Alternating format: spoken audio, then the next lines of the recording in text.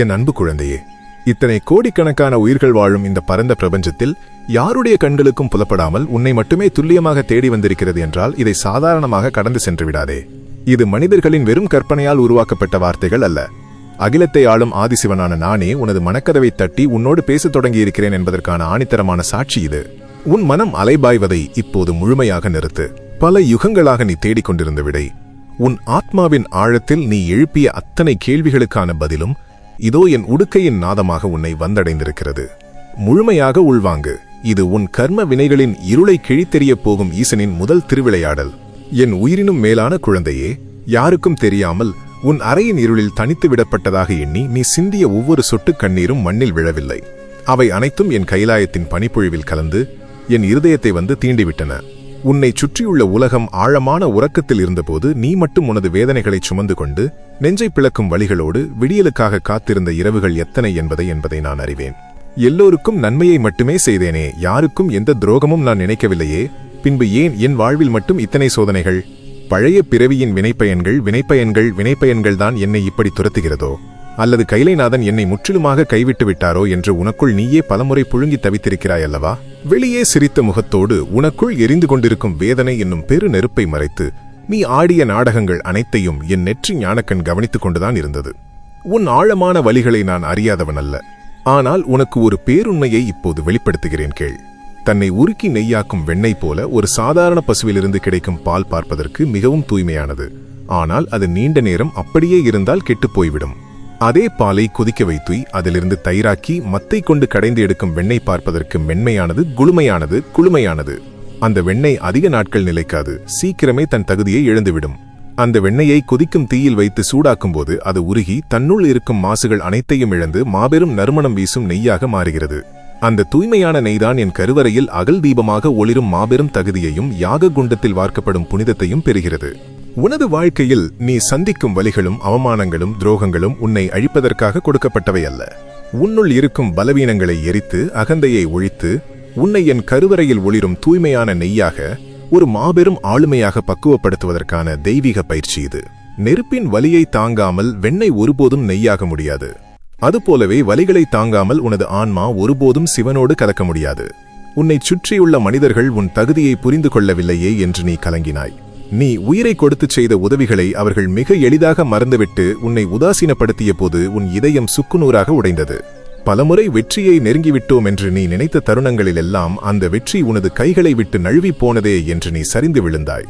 அந்த தோல்விகளால் உனக்குள் இருந்த தன்னம்பிக்கை முற்றிலுமாக சிதைந்து போனது. கரும்பில் இனிமை தேடும் எந்திரம் போல என் அன்பு பிள்ளையே, நீ தட்டிய பல கதவுகள் திறக்கப்படாமல் போனதற்கு காரணம் உன்னை விட கீழான மனிதர்களின் காலடியில் நீ வீழ்ந்து கிடந்து கரைய நான் ஒருபோதும் விரும்பவில்லை. உனக்காக மாபெரும் அரண்மனையின் கதவுகளை திறக்க கைலாயத்தில் நான் திட்டமிட்டிருந்தேன். ஒரு கரும்பு எந்திரத்தில் சிக்கித் தன்னை முழுமையாக நசுக்கிக் கொள்ளும் போது மட்டுமே அதிலிருந்து உலகமே விரும்பும் இனிமையான சாறு வெளிப்பட்டு அனைவரின் தாகத்தையும் தீர்க்கிறது. அதைப்போல இந்த உலகம் உன்னை நசுக்கிக் கொண்டிருக்கும் அந்த தருணங்கள் அனைத்தும் உனக்குள் இருக்கும் தூய்மையான திறமையையும் நற்குணத்தையும் அகிலம் முழுவதும் வெளிக்கொண்டு வந்து உன்னை ஒரு மாபெரும் சாதனையாளனாக மாற்றுவதற்கான தெய்வீக திருவிளையாடல்கள் என்பதை புரிந்துகொள். உன்னை நிராகரித்தவர்கள் எல்லாம் உன் தூய்மையான மனதை காணத் தவறியவர்கள். ஆனால் நான் உன் உள்ளத்தின் ஆழத்தில் இருக்கும் களங்கமற்ற பக்தியை பார்த்தேன். இப்போது உன் வாழ்வில் ஒரு மிகப்பெரிய பிரபஞ்ச மாற்றம் நிகழத் தொடங்கிவிட்டது. என் திரிசூலத்தின் அசைவால் உன் வாழ்க்கையின் திசை உனக்கு சாதகமாக திரும்பிக் கொண்டிருக்கிறது. பூமியில் உள்ள எந்த ஒரு அதிகாரத்தாலும் உனக்கு எதிராக செய்யப்பட்ட எந்த ஒரு சூழ்ச்சியாலும் தடுக்க முடியாத எல்லையற்ற அற்புதங்கள் நிறைந்த புதிய பாதையை நான் உனக்கு முன்னே விரித்து வைத்திருக்கிறேன். மலை போல் உன் முன்னே நின்ற தடைகள் அனைத்தும் இப்போது என் பார்வையின் நெருப்பால் பொசுக்கப்பட்டு விட்டன. நான் இப்போது உனக்காக திறக்கும் வாய்ப்பின் கதவுகள் நிரந்தரமானவை. அவை எக்காலத்திலும் யார் நினைத்தாலும் அடைக்கப்பட மாட்டாது. நீ நீண்ட காலமாக நீ இழந்ததையெல்லாம், நீ சிந்திய ஒவ்வொரு துளிக்கண்ணீருக்கும் ஈடாக பல மடங்காக நான் உனக்கு திருப்பிக் கொடுக்கப் போகிறேன். எந்தெந்த இடங்களில் நீ அவமானப்படுத்தப்பட்டு தலைகுனிந்து நின்றாயோ அதே இடங்களில் உன்னை ஒரு சிம்மாசனத்தில் அமர வைத்து அழகு பார்க்கப் போகிறேன். உனக்கு எதிராகச் செயல்பட்டவர்கள், உன்னை பார்த்து நகைத்தவர்கள், உனக்கு இனி விடிவு காலமே இல்லை என்று தீர்மானித்தவர்கள் அனைவரும் உன் அசுர வளர்ச்சியைக் கண்டு மலைத்து நிற்கும் காலம் இது. நீ இனி எதற்கும் துணிச்சலாக அடியெடுத்து வை. ஒட்டுமொத்த கைலாயமும் என் சிவகணங்களும் உனக்கு பின்னால் மாபெரும் அரணாக நின்று உன்னை வழிநடத்தும். நீ இனி யாருமற்ற அனாதை அல்ல. முழுமுதற் கடவுளான எம்பெருமான் ஈசன் உனக்கு துணையாக நிற்கிறேன். உன் வாழ்க்கையில் சாத்தியமே இல்லை என்று நீ நினைத்த பல காரியங்கள் இனி என் அருளால் மிக எளிதாக உன் கண்முன்னே மாயாஜாலம் போல் நிகழத் தொடங்கும். என் நடராஜ தாண்டவம் உன் வாழ்வின் கதியையே உனக்கு சாதகமாக மாற்றும் ஒரு தெய்வீக திருவிளையாடலாக அரங்கேறப் போகிறது. நீ கடந்து வந்த அந்த பாதாள பாதை உன்னை ஒரு அசைக்க முடியாத வலிமையான மனிதனாக, எதற்கும் கலங்காத போர்வீரனாக மாற்றியிருக்கிறது. நீ இனி எதற்கும் யாருக்கும் எந்த சூழ்நிலைக்கும் அஞ்ச வேண்டிய அவசியமே இல்லை. என் அன்பு குழந்தையே, இது வெறும் தொடக்கம் மட்டுமே. உன் வாழ்க்கையின் ஒவ்வொரு பகுதியிலும் நான் என்னென்ன பிரம்மாண்டங்களை நிகழ்த்தப் போகிறேன் என்பதை நீ முழுமையாக அறிய வேண்டும். உன் கண்ணீரை துடைத்து உன்னை வாட்டி வதைக்கும் பொருளாதார போராட்டங்களிலிருந்து உன்னை எப்படி மீட்கப் போகிறேன் என்பதையும், உன் உழைப்பிற்கான அங்கீகாரத்தை எவ்வாறு தரப்போகிறேன் என்பதையும் முழுமையாக உனக்கு உணர்த்த காத்திருக்கிறேன். எனது ஆசீர்வாதத்தின் மழை உன்னை நனைக்கத் தொடங்கிவிட்டது. என் வார்த்தைகள் உனக்குள் ஆழமாக ஊடுருவட்டும். இந்த தெய்வீக பயணத்தில் தொடர்ந்து என்னோடு பயணி. நான் சொல்லப்போகும் அடுத்த ஆழமான ரகசியத்தை கேட்க உன் மனதை தயார்படுத்திக்கொள். என் உயிரினும் மேலான அன்பு செல்வமே, எத்தனையோ கவனச்சிதறல்கள் நிறைந்த இந்த உலகத்தில் உனது கண்கள் தற்செயலாக இந்த காணொளியை கண்டறிந்ததாக நீ நினைக்கலாம். ஆனால் இந்த அண்டசராசரங்களை ஆளும் கைலைநாதனான என் பார்வையில் தற்செயல் என்று எதுவுமே இல்லை. உன் நெஞ்சத்தின் ஆழத்தில் பல காலமாக நீ எழுப்பிய வினாக்களுக்கும் தனிமையில் நீ வடித்த கண்ணீருக்கும் ஆணித்தரமான பதிலை அளிக்கவே ஈசனாகிய நானே உன்னை இங்கு ஈர்த்து வந்திருக்கிறேன். இது மனிதர்களின் வார்த்தைகள் அல்ல, பல யுகங்களாக உன் ஆத்மா தேடிக்கொண்டிருக்கும் சிவவாக்கு. உனது அலைபாயும் மனதை ஒருமுகப்படுத்து. இந்த நொடிகள் உன் தலையெழுத்தை மாற்றி எழுதப்போகும் தெய்வீக திருத்தருணங்கள். முழுமையாக உள்வாங்கு. எல்லோருக்கும் நன்மையை மட்டுமே நினைத்தும் ஒருவருக்கும் சிறு துரோகமும் செய்யாமலும் இருந்த உனக்கு மட்டும் ஏன் இத்தனை சோதனைகள் என்று நீ பலமுறை வானை பார்த்து கதறியிருக்கிறாய். யாருமற்ற தனிமையில் நீ சிந்திய கண்ணீர் துளிகள் யாவும் என் கைலாயத்தின் பனிப்பொழிவில் கலந்தன. உன்னை சுற்றியுள்ள உலகம் உனது வேதனைகளை புரிந்து கொள்ளாமல் உறங்கிய போதும் என் நெற்றி ஞானக்கண் உனது தூய்மையான உள்ளத்தை கவனித்துக் கொண்டுதான் இருந்தது. நீ இழந்த நிம்மதியையும் உனக்கு நேர்ந்த அவமானங்களையும் நான் அறியாதவன் அல்ல. ஆனால் இதோ உனக்கான மாபெரும் உண்மையை வெளிப்படுத்துகிறேன். மிகவும் அழகான மென்மையான ரோஜா இதழ்களை பலரும் தலையில் சூடி அழகு பார்ப்பார்கள்.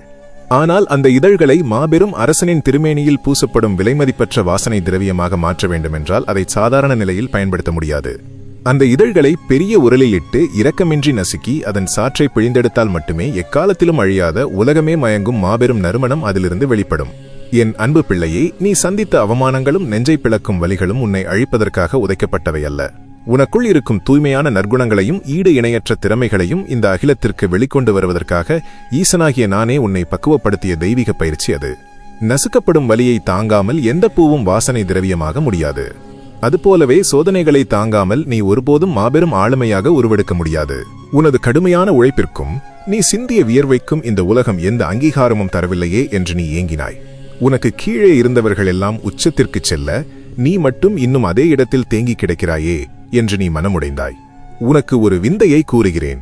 கடலுக்கு நடுவே பல ஊர்களை இணைக்கும் ஒரு மாபெரும் பாலம் கட்டப்படும் போது அந்த பாலத்தை தாங்கி நிற்கும் அதிமுக்கியமான அஸ்திவாரத் தூண்கள் பல அடி ஆழத்தில் நீருக்கு அடியில் யாருடைய கண்களுக்கும் தெரியாமல் அமைதியாக நின்று கொண்டிருக்கும். பாலத்தின் மேலே செல்லும் வாகனங்களையும் பாலத்தின் அழகையும் மட்டுமே இந்த உலகம் கொண்டாடும். நீருக்கு அடியில் தன் முழு பலத்தையும் கொடுத்து நிற்கும் அந்த தூண்களை எவரும் கவனிக்க மாட்டார்கள்.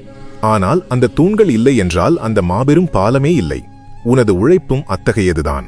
நீ செய்த நேர்மையான உழைப்பை இந்த மனிதர்கள் கவனிக்காமல் போயிருக்கலாம். ஆனால் அகிலத்தை ஆளும் ஈசனின் பார்வையில் நீ ஒரு மாபெரும் சாம்ராஜ்யத்தை தாங்கி நிற்கும் பலமான அஸ்திவாரம். உனக்கான அங்கீகாரம் மனிதர்களிடமிருந்து அல்ல, கைலாயத்தின் சிம்மாசனத்திலிருந்து உன்னை நேரடியாக தேடி வரப்போகிறது. உறவுகள் உன்னை தூக்கி எறிந்தபோது, நீ உயிரை கொடுத்து நேசித்தவர்கள் உன்னை உதாசீனப்படுத்திய போது உன் இதயம் சுக்குநூறாக உடைந்தது. இதற்கும் ஒரு விடையளிக்கிறேன் கேள். மாபெரும் கடலில் ஒரு பயணம் செல்லும் போது திடீரென ஒரு கொடிய புயல் தாக்கினால் அந்த கப்பலை காப்பாற்றுவதற்காக பயணத்திற்கு தொடர்பில்லாத தேவையற்ற கனமான சுமைகளை எல்லாம் கப்பல் மாலுமிகள் கடலில் தூக்கி எறிவார்கள். சுமை குறைந்தால்தான் அந்த கப்பல் புயலை தாண்டி பாதுகாப்பாக கரையை அடையும். உனது வாழ்க்கை பயணத்தில் உனக்கு நேர்ந்த துரோகங்களும் பிரிவுகளும் அத்தகையதே. உனது மாபெரும் வெற்றி பயணத்தை தடுத்து நிறுத்திக் கொண்டிருந்த உன் அன்பிற்குச் சற்றும் தகுதியற்ற சுயநலமான சுமைகளை ஈசனாகிய நானே புயல் போல வந்து உன்னை விட்டு அப்புறப்படுத்தினேன். அவர்களை இழந்தது உனக்கு நஷ்டமல்ல, அது உன்னை காப்பாற்ற நான் செய்த திருவிளையாடல். இனி உன் தகுதியை உணர்ந்த உன்னை ஆத்மார்த்தமாக புரிந்து கொள்ளும் உண்மையான மனிதர்களை உன் வாழ்வில் நான் நிரந்தரமாக இணைப்பேன். குடும்பத்தில் இருந்த வீண் சண்டைகள் விலகி கைலாயத்தின் பேரமைதி உன் இல்லத்தில் குடிகொள்ளும். இத்தனை கவலைகளால் உனது உடலும் மனமும் சோர்வடைந்து பல நோய்களுக்கும் மன அழுத்தங்களுக்கும் நீ ஆளாகி தவித்தாய். எந்த மருத்துவம் பார்த்தாலும் தீராத உனது பிணிகள் இன்றுடன் முடிவுக்கு வரப்போகின்றன. புண்ணிய நதியில் பல காலமாக அடிபட்டு மூழ்கி கிடக்கும் ஒரு சாதாரண மரக்கட்டை காலப்போக்கில் அந்த புனித நீரின் தன்மையை உள்வாங்கி எவ்வித குறையுமற்ற ஒரு வழுவழுப்பான தெய்வச் சிலையாக மாறுவதைப் போல நீ சந்தித்த மனப்போராட்டங்கள் உனது ஆன்மாவை தூய்மைப்படுத்திவிட்டன. உலகத்து உயிர்களை காக்கும் வைத்தியநாதனான நான் உனது அத்தனை உடல் உபாதைகளையும் நீக்கி உனக்கு அசுர பலத்தை தருவேன். உன் முகம் என் திருநீற்றின் தேஜஸை கொண்டு புதுப்பொலிவுடன் பிரகாசிக்கும்.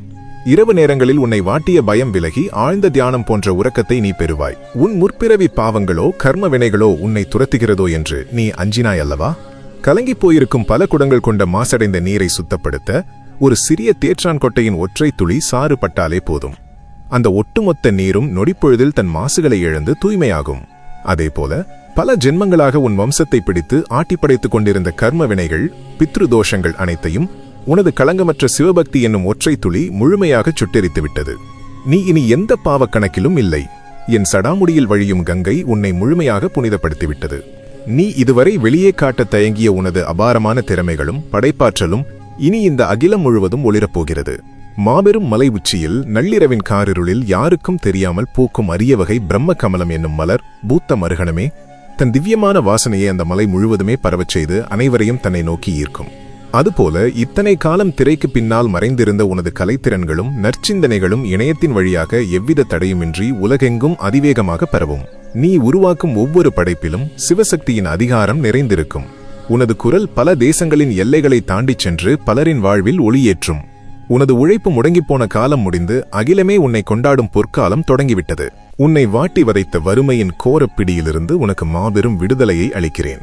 பொருளாதார போராட்டங்களால் நீ சிந்திய கண்ணீர் இனி இன்பக் கண்ணீராக மாறும்.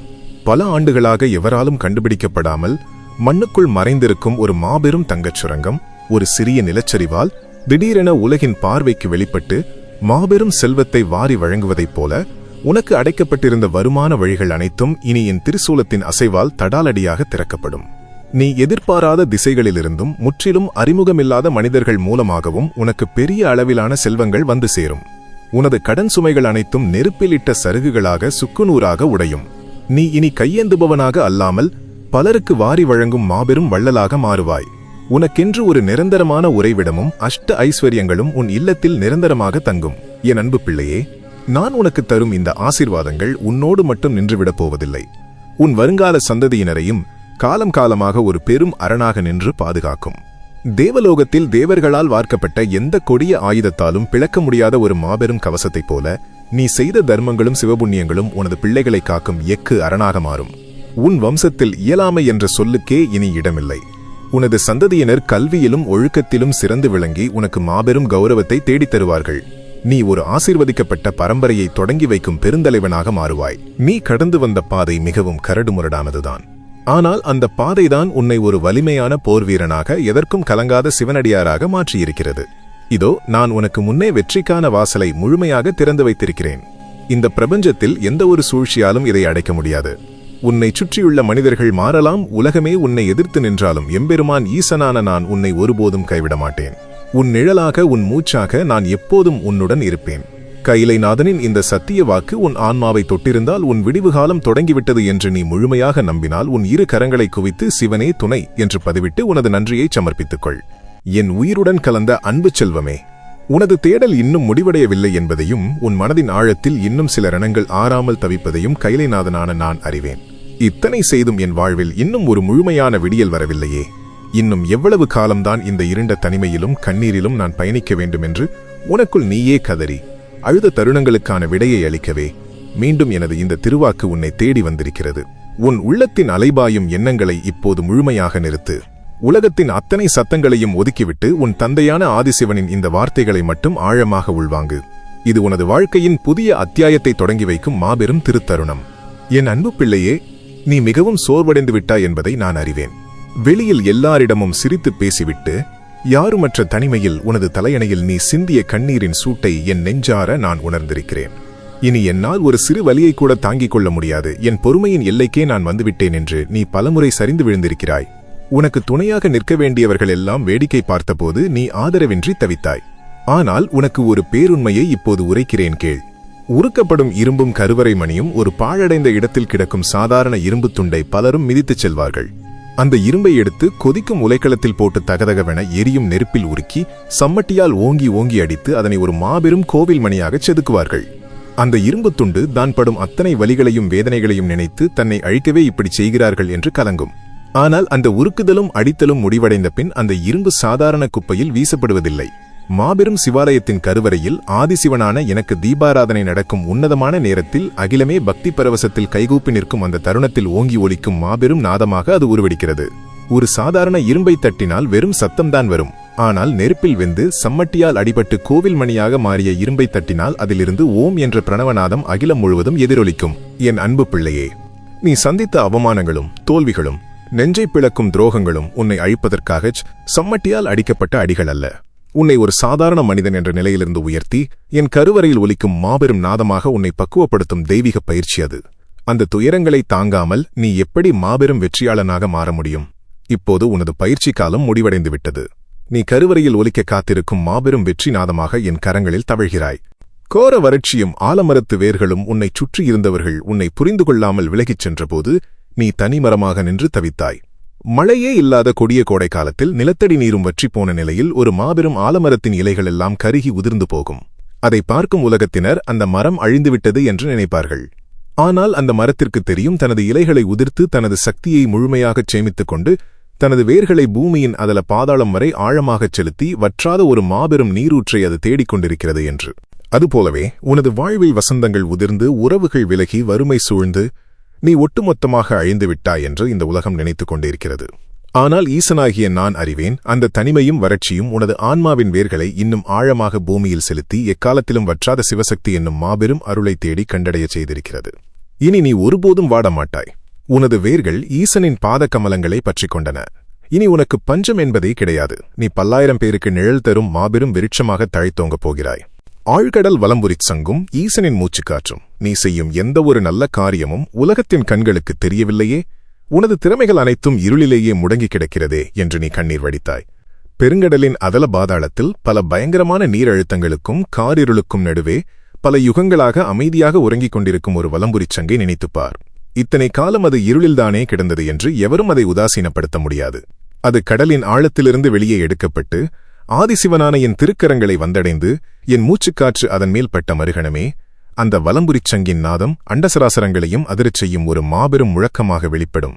என் அன்பு குழந்தையே, உனது திறமைகளும் உனது தூய்மையான குணமும் இத்தனை காலமும் கடலின் ஆழத்தில் யாருக்கும் தெரியாமல் மறைத்து வைக்கப்பட்ட வலம்புரிச் சங்கு போன்றதுதான். நீ ஏன் அந்த இருளில் வைக்கப்பட்டாய் தெரியுமா? சாதாரண மனிதர்களின் கைகளில் நீ சிக்கி சீரழிந்துவிடக்கூடாது என்பதற்காகத்தான். இப்போது அந்த ஆழ்கடல் வாசம் முடிவுக்கு வந்துவிட்டது. நீ ஈசனின் திருக்கரங்களை வந்தடைந்து விட்டாய். இனி எனது மூச்சுக்காற்று உன்மீது படும். நீ தொடங்கும் ஒவ்வொரு காரியமும் வலம்புரிச் சங்கின் நாதம் போல 8 திசைகளிலும் மாபெரும் வெற்றியோடு முழங்கப் போகிறது. உன்னை முடக்கி போட்ட தடைகள் அனைத்தும் என் திரிசூலத்தால் சுக்குநூறாக உடைக்கப்பட்டுவிட்டன. உனக்கு எதிராகச் செய்யப்பட்ட சூழ்ச்சிகள், கந்திருஷ்டிகள் மற்றும் மாயத்தடைகள் அனைத்தும் இன்றுடன் சுட்டெரிக்கப்பட்டுவிட்டன. நீ இனி எதற்கும் கலங்காமல் துணிச்சலாக அடியெடுத்து வை. உன் வாழ்க்கையில் நீ இழந்த நிம்மதியை, செல்வத்தை, மரியாதையை நான் பன்மடங்காக உனக்கு திருப்பிக் கொடுக்கப் போகிறேன். எந்தெந்த இடங்களில் நீ அவமானத்தால் தலைகுனிந்து நின்றாயோ அதே இடங்களில் உன்னை மாபெரும் வெற்றியாளனாக சிம்மாசனத்தில் அமர வைக்கப் போகிறேன். என் அன்பின் திருவுருவமே, நீ தொட்ட காரியங்கள் அனைத்தும் தொடர்ந்து தோல்வியையே தழுவியதே. உனது நேர்மையான உழைப்பிற்கு எந்த ஒரு சிறு வெற்றியும் கிடைக்கவில்லையே என்று நீ தனிமையில் பலமுறை குமுறி எழுதிருக்கிறாய். மற்றவர்களெல்லாம் மிக எளிதாக முன்னேறிச் செல்ல நீ மட்டும் இன்னும் இருளிலேயே நிற்கிறாயே என்ற ஏக்கம் உன்னை உயிரோடு எரித்திருக்கிறது. ஆனால் என் அன்பு பிள்ளையே, அதற்கான மாபெரும் தெய்வீக காரணத்தை இப்போது கூறுகிறேன் கேள். குறிஞ்சி மலரின் தவமும் பிரம்மாண்டமும் மலையடிவாரத்தில் பூக்கும் சாதாரண செடிகள் தினமும் பூக்களை பூத்து குலுங்கும். அதை பார்க்கும் மனிதர்கள் அந்த செடிகளை கொண்டாடுவார்கள். ஆனால் அந்த மாபெரும் மலைத்தொடரின் உச்சியில் இருக்கும் ஒரு செடி பல ஆண்டுகளாக பூக்காமலேயே வெறும் இலைகளோடு ஒரு சாதாரண புதர் போல காட்சியளிக்கும். அதை பார்க்கும் மனிதர்கள் இந்த செடியால் எந்த பயனும் இல்லை, இது ஒருபோதும் பூக்கப் போவதில்லை என்று கேலி செய்து கடந்து செல்வார்கள். ஆனால் அந்த செடிக்கு தெரியும், அது சாதாரண கூட்டத்தில் ஒன்றல்ல என்று. பல வருடங்கள் அமைதியாக காத்திருந்து தனக்கான ஒரு குறிப்பிட்ட தெய்வீக காலம் வரும்போது அந்த செடி ஒட்டுமொத்த மலைத்தொடரையே தன் வசீகரிக்கும் வண்ணத்தால் மூடி அகிலமே வியந்து பார்க்கும் குறிஞ்சி மலராக பிரம்மாண்டமாக பூத்து குலுங்கும். தினமும் பூக்கும் பூக்களை கடந்து செல்லும் மனிதர்கள் இந்த குறிஞ்சி மலரை காண 10,000 காத தூரங்களை கடந்து வியப்போடு வந்து நிற்பார்கள். என் உயிரினும் மேலான குழந்தையே, உனது வாழ்க்கையும் அந்த மாபெரும் குறிஞ்சியை போன்றதுதான். உன்னைச் சுற்றியுள்ளவர்கள் சிறிய சிறிய வெற்றிகளை அடைந்தபோது நீ எந்த முன்னேற்றமுமின்றி புதர் போல காட்சியளித்தாய். உன்னால் எதையும் சாதிக்க முடியாது என்று இந்த உலகம் உன்னை கேலி செய்தது. ஆனால் ஈசனாகிய எனக்கு தெரியும், நீ சாதாரண மனிதர்களோடு ஒப்பிடக்கூடியவன் அல்ல. உனக்கான வெற்றி என்பது தினமும் கிடைக்கும் சிறிய வெற்றி அல்ல, அது 10,000 பேர் வியந்து பார்க்கும் மாபெரும் குறிஞ்சி வசந்தம். இத்தனை காலமாக நீ சிந்திய கண்ணீரும் உனது காத்திருப்பும் அந்த பிரம்மாண்டமான வெற்றிக்கான தவம். இதோ உனது குறிஞ்சி வசந்தம் தொடங்கிவிட்டது. நீ எதிர்பாராத மாபெரும் செல்வமும் உலகமே வியக்கும் அளவிலான வெற்றியும் இனி உன்னை தேடி மழையாக பொழியும். உன்னை கேலி செய்தவர்கள் எல்லாம் உன் அசுர வளர்ச்சியைக் கண்டு அண்ணாந்து பார்த்து தலைவணங்கும் காலம் வந்துவிட்டது. சந்தன மரமும் வீசப்படும் கோடாரியும் நீ எந்த பிரதிபலனும் பாராமல் உயிரைக் கொடுத்து உதவி செய்த மனிதர்கள் உனக்கு துரோகம் செய்து உன்னை பழித்து பேசியபோது நீ நிலைகுலைந்து போனாய். அந்த துரோகிகளால் உனது பெயருக்கும் புகழுக்கும் களங்கம் வந்துவிட்டதோ என்று நீ அஞ்சினாய். இதோ கைலைநாதனின் வார்த்தைகளை கேள். ஒரு மாபெரும் சந்தன மரத்தை முரட்டுத்தனமான ஒருவன் கூர்மையான கோடாரியைக் கொண்டு ஆழமாக வெட்டுகிறான் என்று வைத்துக் கொள்வோம். வெட்டப்படும் சந்தன மரம் கோபத்திலோ வலியிலோ விஷத்தை கக்குவதில்லை.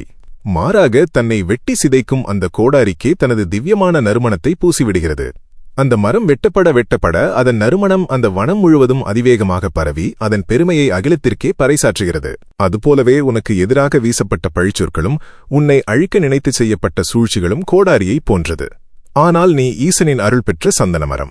அவர்கள் உனக்குச் செய்த துரோகங்கள் உன்னை ஒருபோதும் அழிக்க முடியாது. மாறாக உனது பொறுமையாலும் தூய்மையான குணத்தாலும் உனது நற்பெயர் இந்த சமுதாயம் முழுவதும் மாபெரும் நறுமணமாக பரவப்போகிறது. உனக்கு எதிராக செயல்பட்டவர்கள் தாங்கள் செய்த தவற்றை எண்ணி தலைகுனியப் போகிறார்கள். உனக்கு நான் அளிக்கும் கௌரவத்தை இந்த அகிலத்தில் எவராலும் தடுத்து நிறுத்த முடியாது. நீ 10,000 பேருக்கு வழிகாட்டும் ஒரு போற்றுதலுக்குரிய ஆளுமையாக உருவெடுப்பாய். புழுதி படிந்த கண்ணாடியும் கதிரவனின் ஒளியும் உனது எண்ணங்கள் முழுவதும் ஒருவிதமான குழப்பத்திலும் தேவையற்ற பயத்திலும் சிக்கித் தவித்ததே. எந்த முடிவையும் தெளிவாக எடுக்க முடியாமல் நீ இருளில் நின்றாயே, அதற்கும் நான் மாமருந்து தருகிறேன். ஒரு மாபெரும் அரண்மனையில் இருக்கும் விலைமதிப்பற்ற கண்ணாடி பல காலமாக துடைக்கப்படாமல் அடர்ந்த புழுதி படிந்து கிடக்கிறது. அந்த அறையில் கதிரவனின் ஒளி எவ்வளவு பிரகாசமாக அடித்தாலும் அந்த கண்ணாடியால் அந்த ஒளியை பிரதிபலிக்க முடியாது. அதற்கு காரணம் கதிரவனின் குறையல்ல, கண்ணாடியை மூடியிருக்கும் புழுதி. ஆனால் ஒரு ஞானியின் கரம்பட்டு அந்த புழுதி முழுமையாக துடைக்கப்பட்ட மறுகணமே அந்த கண்ணாடி கதிரவனின் மாபெரும் ஒளியை தன்னுள் ஈர்த்து அந்த அரண்மனை முழுவதையும் பிரகாசமாக்கும். உனது மனமும் அந்த விலைமதிப்பற்ற கண்ணாடியைப் போன்றதுதான். மனிதர்கள் செய்த துரோகங்களும் வாழ்க்கை போராட்டங்களும் உனது மனதின் மீது புழுதியாக படிந்து உனது உண்மையான திறமையையும் ஒளியையும் மறைத்துவிட்டன. ஆனால் என் அன்பு பிள்ளையே, இதோ ஈசனாகிய என் திருக்கரங்களால் உனது மனதை மூடியிருந்த கவலைகள், பயங்கள், குற்ற உணர்ச்சிகள் எனும் அத்தனை புழுதிகளையும் நான் முழுமையாக துடைத்துவிட்டேன். உன் மனம் இப்போது எவ்வித களங்கமுமற்ற தூய்மையான கண்ணாடியாக மாறிவிட்டது. இனி கைலாயத்தின் எல்லையற்ற சிவசக்தி உன் உள்ளத்தில் முழுமையாக ஊடுருவி உன்னை ஒரு மாபெரும் பிரகாசமான மனிதனாக மாற்றும். உன் சிந்தனையில் தெளிவு பிறக்கும். எதற்கும் அஞ்சாத ஒரு துணிச்சலோடு நீ செயல்படுவாய். உன்னுடைய ஒரு புன்னகை மற்றவர்களின் கவலைகளையும் தீர்க்கும் அளவிற்கு உனக்குள் ஒரு தெய்வீக வசீகரம் உருவாகும். நீ கடந்து வந்த துயரங்கள் அனைத்தும் முடிந்துவிட்டன. உனக்காக நான் திறந்திருக்கும் இந்த மாபெரும் செல்வத்தின் கதவுகளையும் நிம்மதியின் வாசலையும் யாராலும் அடைக்க முடியாது. எம்பெருமான் ஈசன் உனக்கு துணையாக உன் நிழலாக என்றென்றும் இருப்பேன். என் அன்பின் ஆணிவேரே, உனது வலிகளுக்கான மாமருந்தாகவும் உனது எதிர்காலத்திற்கான அசைக்க முடியாத நம்பிக்கையாகவும் இந்த வார்த்தைகளை நான் உனக்கு வழங்குகிறேன். உனது உள்ளத்தில் அமைதியை நிரப்பி ஈசனின் இந்த திருவாக்கை முழுமையாக நெஞ்சில் ஏந்திக்கொள். உனது குடும்பத்திற்காகவும் நீ நேசித்தவர்களுக்காகவும் நீ அத்தனை தியாகங்களைச் செய்தும் உனக்கு கிடைத்தது என்னவோ வெறும் வசைச்சொற்களும் தனிமையும் தானே என்று நீ பல இரவுகள் உறங்காமல் கண்ணீர் வடித்திருக்கிறாய். இந்த வையகத்தில் உனது வலிகளை புரிந்து கொள்ள ஒரு நாதி இல்லையே என்று நீ குமுறிய தருணங்களை நான் அறிவேன். ஆனால் நீ செய்த அந்த தியாகங்களுக்கு பின்னால் இருக்கும் மாபெரும் சிவ ரகசியத்தை இப்போது உரைக்கிறேன் கேள். ஆலகால விஷமும் நீலகண்டனும் பார்க்கடலை தேவர்களும் அசுரர்களும் கடைந்தபோது உலகமே எதிர்பார்த்த அமுதம் வெளிவருவதற்கு முன்பாக அனைவரையும் எரித்துச் சாம்பலாக்கும் கொடிய ஆலகால விஷம் வெளிவந்தது. அந்த விஷத்தின் வெப்பத்தை தாங்க முடியாமல் அகிலமே பயந்து நடுங்கியபோது உலகத்து உயிர்களை காப்பதற்காக ஈசனாகிய நானே அந்த ஆலகால விஷத்தை முழுமையாக விழுங்கி என் கண்டத்தில் நிறுத்திக்கொண்டு நீலகண்டனானேன். என் உயிரினும் மேலான பிள்ளையே, உனது குடும்பத்திலும் நீ ஒரு நீலகண்டனாகத்தான் இத்தனை காலம் வாழ்ந்தாய். வறுமை, அவமானம், துரோகம் மற்றும் கடன் சுமை என்னும் ஆலகால விஷம் உனது குடும்பத்தையும் உன் வருங்கால சந்ததியினரையும் அழிக்க வந்தபோது அந்த வலிகளையெல்லாம் நீயே உன் நெஞ்சில் முழுமையாக தாங்கிக் கொண்டு அவர்களை காப்பாற்றினாய். நீ சந்தித்த ஒவ்வொரு அவமானமும், நீ சிந்திய ஒவ்வொரு சொட்டு கண்ணீரும் உனது குடும்பத்தின் முற்பிறவி கர்ம வினைகளையும் பித்ரு சாபங்களையும் முழுமையாக அழித்துவிட்டன. விஷத்தை நீ தாங்கிக் கொண்டாய். இனி உன் குடும்பத்திற்கு வரப்போவது வற்றாத மாபெரும் அமுதம் மட்டுமே. உனது பிள்ளைகள் இனி எந்த குறையுமின்றி கல்வியிலும் நன்னடத்தையிலும் சமூக அந்தஸ்திலும் மாபெரும் சிகரத்தை தொடுவார்கள். உனது வம்சம் ஒரு சிவபுண்ணியம் செய்த புனித பரம்பரையாக அகிலத்தில் போற்றப்படும். கதிரவனும் கிரகண இருளும் உனது அபாரமான திறமைகளும் நேர்மையான உழைப்பும் இந்த உலகத்திற்கு தெரியாமல் இருட்டடிக்கப்பட்டதே. திறமையற்றவர்கள் எல்லாம் உச்சிக்குச் செல்ல நீ மட்டும் இன்னும் பாதாளத்தில் கிடைக்கிறாயே என்று நீ மனமுடைந்தாய். விண்ணில் தகதகவென முழு பிரகாசத்தோடு ஒளிரும் கதிரவனை ஒரு சிறு கிரகண இருள் கொஞ்ச நேரம் மறைக்கலாம். அதை பார்க்கும் உலகத்தினர் கதிரவனின் ஒளி மங்கிவிட்டது, இனி அவ்வளவுதான் என்று நினைப்பார்கள். ஆனால் அந்த இருளால் கதிரவனை நிரந்தரமாக மறைக்க முடியாது. சிறிது நேரத்திலேயே அந்த இருளை கிழித்தெறிந்துவிட்டு கதிரவன் பல மடங்கு உக்கிரத்தோடு வீறு கொண்டு எழுந்து அகிலத்தையே பிரகாசமாக்கும். என் அன்பு பிள்ளையே, உனது வாழ்வில் வந்த தோல்விகளும் தடைகளும் வறுமையும் அந்த தற்காலிகமான கிரகண இருளை போன்றதுதான். நீ வீழ்ந்துவிட்டாய், உனக்கு விடிவு காலமே இல்லை என்று உன்னை சுற்றியுள்ளவர்கள் நினைத்துக்கொண்டு உன்னை பார்த்து நகைக்கிறார்கள். ஆனால் எம்பெருமான் ஈசனாகிய எனக்குத் தெரியும், நீ இருளை விலக்கி தகதகவென எழப்போகும் கதிரவன் என்று. உனது மாயத்திரைகள் அனைத்தும் இன்றுடன் முழுமையாக கிழிந்துவிட்டன. இனி உனது அசுர வளர்ச்சியைக் கண்டு இந்த வையகமே வியந்து நிற்கும். நீ தொட்டதெல்லாம் இனி பொன்னாக மாறும் மாபெரும் வசந்தகாலம் தொடங்கிவிட்டது. சேற்றில் சிக்கிய திருத்தேறும் 10,000 பக்தர்களும் உனது வாழ்க்கை பயணம் எந்த முன்னேற்றமுமின்றி ஒரே இடத்தில் தேங்கி நின்றதல்லவா? ஒரு மாபெரும் கோவில் திருத்தேர் சேற்றில் ஆழமாகச் சிக்கிக் கொண்டால் அதை சாதாரண மனிதர்களால் சிறிதளவு கூட நகர்த்த முடியாது. ஆனால் திருவிழா காலத்தில் யானைகளைக் கொண்டு 10,000 பக்தர்களின் ஓம் நமசிவாய முழக்கத்தோடு அந்த தேர் வீறுகொண்டு எழும்போது அதை எந்தச் சேரும் எந்த பெரும் பாறையும் தடுத்து நிறுத்த முடியாது. அது கம்பீரமாக ராஜவீதியில் அசைந்தாடி வரும். உனது வாழ்க்கை தேரும் இத்தனை காலம் வறுமை என்னும் சேற்றில் நின்றது உண்மையே. ஆனால் இப்போது உனக்கான திருவிழா காலம் வந்துவிட்டது. கைலிநாதனான நானே உனது தேரை இழுக்கத் தொடங்கிவிட்டேன். இனி எந்த உலக சக்தியாலும் மனிதர்களின் எந்த ஒரு சூழ்ச்சியாலும் உனது முன்னேற்றத்தை தடுத்து நிறுத்த முடியாது. உனது பொருளாதார தடைகள் அனைத்தும் சுக்குநூறாக உடைக்கப்பட்டுவிட்டன. உனக்காக நான் திறந்திருக்கும் புதிய வருமான வாசல்கள் எக்காலத்திலும் வற்றாத செல்வத்தை உனக்கு வாரி வழங்கும். உனது சொல்லுக்கு இந்த சமுதாயத்தில் மாபெரும் அதிகாரம் கிடைக்கும். நீ பலருக்கு அடைக்கலம் தரும் ஒரு மாபெரும் வள்ளலாக, ஒரு போற்றுதலுக்குரிய ஆளுமையாக உருவெடுப்பாய். என் அருமை குழந்தையே, நீ கடந்து வந்த இருண்ட பாதைகள் அனைத்தும் நிறைவடைந்துவிட்டன. நீ இனி எதற்கும் எவருக்கும் அஞ்ச வேண்டியதில்லை. உன்னை நோக்கி வரும் எதிர்ப்புகளைக் கண்டு நீ கலங்காதே. ஏனென்றால் உனக்கு முன்னே கவசமாக எம்பெருமான் ஈசன் நான் நிற்பேன். உனது மனக்காயங்கள் அனைத்தையும் நான் முழுமையாக ஆற்றிவிட்டேன். இனி உன் வாழ்க்கையில் நிம்மதியும் மகிழ்ச்சியும் கைலாயத்தின் பேரமைதியும் மட்டுமே நிரந்தரமாக நிலைத்திருக்கும். நீ யாருமற்ற அனாதையல்ல. இந்த அகிலத்தை ஆளும் ஆதிசிவன் உனக்கு உற்ற துணையாக இருக்கிறேன். உனது ஒவ்வொரு அடியிலும் என் ஆசீர்வாதம் இருக்கும். கைலைநாதனின் இந்த திருவாக்கு உன் ஆன்மாவின் ஆழத்தை தொட்டிருந்தால், உன் வாழ்க்கையில் ஒரு புதிய விடியல் பிறந்துவிட்டது என்று நீ ஆழமாக நம்பினால், சிவனே துணை என்று பதிவிட்டு உனது மாபெரும் வெற்றியை சிவபெருமானின் பாதங்களில் சமர்ப்பித்துக்கொள். அனுதினமும் சிவபெருமானின் எல்லையற்ற கருணையோடும் இத்தகைய தெய்வீக திருவாக்குகளோடும் தொடர்ந்து இணைந்திருக்க நமது சிவனே துணை காணொளி குடும்பத்தில் உன்னை இப்போதே இணைத்துக்கொள். ஈசனின் பேரருள் எக்காலத்திலும் உன்னை ஒருபோதும் கைவிடாது. ஓம் நமசிவாய.